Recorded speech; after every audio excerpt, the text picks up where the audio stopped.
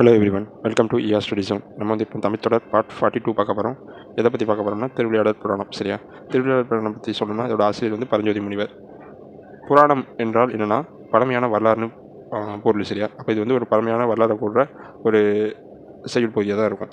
இதுக்கு ஒரே எழுதியவர் யாருன்னா பண்டிதமணி நாமு வெங்கட சாமி நாட்டார். சரி, இதுக்கு ஒரே எழுதியவர் யாருன்னா பண்டிதமணி நாமு வெங்கட சாமி நாட்டார். இதில் மொத்தம் 3 காண்டங்கள் உள்ளது. எதனா மதுரை காண்டம் 18 படலங்களை கொண்டது, கூடற் காண்டம் 30 படலங்களை கொண்டது, திருவளவாய் காண்டம் 16 படலங்களை கொண்டது. ஓகேவா? இந்நூல் மொத்தம் 64 உட்பிரிவுகளையும் 3363 விருத்தப்பாக்களையும் கொண்டது. சரியா? எவ்வளோ? 64 உட்பிரிவுகளையும் 3363 விருத்தப்பாக்களையும் கொண்டது. மதுரையில் இறைவன் நிகழ்த்திய 64 திருவிளையாடல்களை பற்றி கூறுகிறது. சரியா? மதுரையில் இறைவன் நிகழ்த்திய 64 திருவிளையாடல்களை பற்றி இது கூறுது. சரியா?